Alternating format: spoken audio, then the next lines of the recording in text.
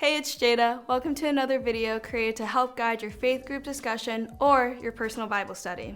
In this video, you'll watch clips from a message from our pastor of children's ministry, Pastor Angie. In this message, she'll unpack the importance and impact of honesty in our relationships. Whether you struggle with starting a conversation or you just don't have the right words, this video will help you navigate honesty in a way that better aligns with the example Jesus set for us to follow. We've attached a PDF with reflection and discussion questions. You can find the link in the video description and the comments below. Don't feel pressured to go through all of the questions. Just go with the flow and see where your study takes you. And hey, if you're not already part of a faith group, we encourage you to consider joining one. They're an amazing way to grow your faith and build your community. To learn more, visit our website, faithma.org, and find a group that's the right fit for you. We are so glad you're here, and we hope this video inspires and blesses you. Let's jump in. We are going to continue our series on relationships. I love that I get to be a part of this series because relationships impact all of us. And so I'm going to continue with this series talking about the impact of honesty in relationships. So in one of the letters in the New Testament, the it has two different parts to it, the Old Testament and the New Testament. And the New Testament is all about Jesus' life. And then a man named Paul wrote a lot of letters to churches telling them how to live out the words of Jesus. And he's talking to a group of people living in Ephesus in the book of Ephesians, and they've got some real relationship problems. You see, they believe everything they hear. He says they're like little children who are, believe everything that's told to them. And they lack discernment, and that stunts their growth. And so he emphasizes that in order to grow, we have to be hearers and speakers of truth towards one another. This is what he says in Ephesians 4:15. Instead, speaking the truth in love, we will grow to become in every respect the mature body of him who is the head, that is Christ. So how do we actually speak the truth in love as it's commanded in this passage? So Karen Eman wrote a book called Keep It Shut, and it's all about all the ways that we can kind of screw up with our mouths. So she talks about speaking the truth in love truthfully as finding the fulcrum. It's basically that sweet spot in that tension between truth and love. Like tightrope walkers who must carefully find their center of gravity to avoid falling, we must find that tender place where we are both truthful and loving so our words don't offend or fall on deaf ears. We must find the fulcrum, the pivot point that balances gentle honesty with hard truth enveloped in love. So I appreciate how the contemporary English version, which is another version of the Bible, remember the Bible wasn't written in English, so we've had to translate it into English. And so other scholars translate it this way, Ephesians 4:15. Love should always make us tell the truth.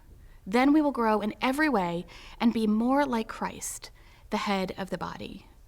I love this because for those of us who err on the side of truth, we're reminded in this verse that it's love that motivates us sharing the truth. And for those of us who are like me and would prefer not to rock the boat, I like to think that love compels us to share the truth. And it reminds us especially that honesty is always, always about becoming more like Jesus, for us and for others. So today we're going to talk about some guiding principles of how to find that fulcrum of honesty in our relationships. So let's turn to a story in the Bible where I think Jesus models this for us in a remarkable way. So in John 4, we meet up with Jesus as he's traveling through Samaria, and he stops at Jacob's well because he's really tired from his journey. So he sends the disciples back into the city to go buy food, and a Samaritan woman comes to draw water. So Jesus asks her for a drink, and this surprises her. Because if you remember from earlier messages, Samaritans and Jewish people really did not connect. Additionally, this woman had a reputation, and no respectable Jewish man would talk to a woman in a public place given that reputation. Go and get your husband, Jesus told her. I don't have a husband, the woman replied. And Jesus said, you're right, you don't have a husband, for you've had 5 husbands, and you aren't even married to the man that you're living with now. You certainly spoke the truth. So Jesus reveals after this over the next few verses that he is the promised Messiah. You see, he's the first one that reveals this unsavory truth to her, and instead of using this information to shame her, he offers her freedom. His love and kindness paired with his honesty changes everything in her life. The woman left her water jar beside the well and ran back to the village, telling everyone, "Come see a man who told me everything I ever did. Could he possibly be the Messiah?" So people came streaming from the village to see him. You see, she gets so excited that she leaves everything she brought to draw water to bring others to Jesus to hear his message. What a powerful story when we consider that Jesus used honesty to reveal his deep love for her, and it transformed her. Honesty requires humility. Jesus was without sin, and yet he met this woman with an abundance of humility. One of the things I always want to reiterate when we're reading an example of Jesus is this. Hear me out on this.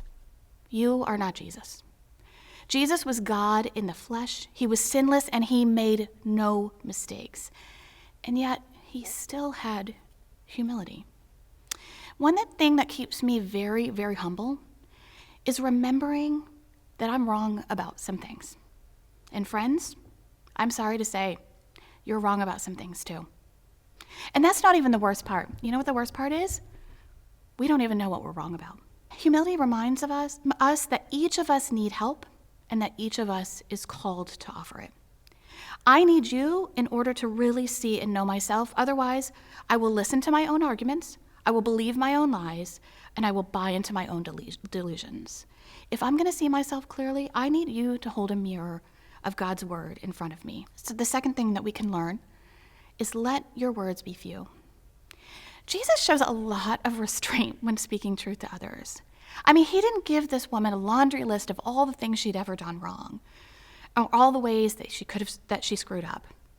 But he doesn't dance around the truth either. He gets right to the heart of the matter.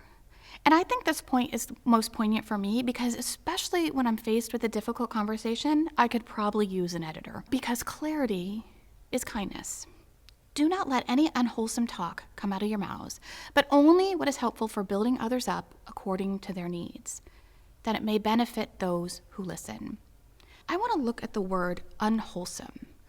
You see, I used to think this was only referring to bad things like swearing or gossip, but this word comes from the Greek word sapros, and it can be translated into things like worn out or unfit for use or worthless. So what if we inserted those words instead of unwholesome? I mean, let's think about do not let any worn out words come out of your mouth. Do not let any unfit for use or worthless words come out of your mouth. Love means spending some time thinking about what is the essence of what I need to say. To do this well, we have to approach honesty with an abundance of prayer.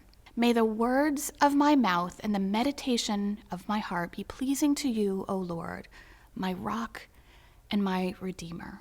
Don't forget to count the cost of not being honest. You see, people pay a price when we are unwilling to share the truth.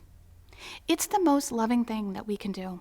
Remember Ephesians 4:15. Love should compel us to tell the truth. Then we will grow in every way and be more like Christ, the head of the body. There are times when we're the ones drawing the water from the well and Jesus or somebody else has to speak some truth to us. And willingness to receive honesty is just as critical and requires an abundance of humility. I'm a pretty self-aware person, but hearing the truth from others is really challenging. I often say, I'd rather tell you what's wrong with me than have you tell me what's wrong with me. But that's not humility. We can't give the truth in love if we can't hear the truth and be honest with ourselves about it. So here's my challenge to you this week. It's not to speak the truth in love to someone else. First, spend some time with God, asking to God to reveal where you are wrong. This is your opportunity to be honest with God and receive his abundant grace. Remember, he encountered the woman at the well. He knew everything she had done and said, this living water, this freedom and forgiveness that you so desperately crave is available to even you. I assure you, God's kindness will remind you of the same. Consider as a next step asking someone else to speak the truth to you. Perhaps you need to ask them, what's one thing I can start or stop doing to make your life better? Or maybe ask them how you're doing with that fulcrum between love and truth. Perhaps you need to learn something that you're wrong about. Be prepared that this might be a little bit painful, but persevere, seek clarity, and pray Psalm 19:14 on repeat.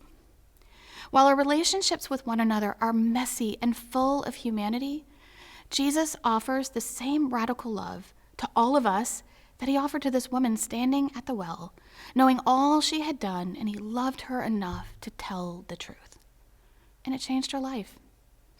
That's the power that honesty has for you and for me and for the people we care about.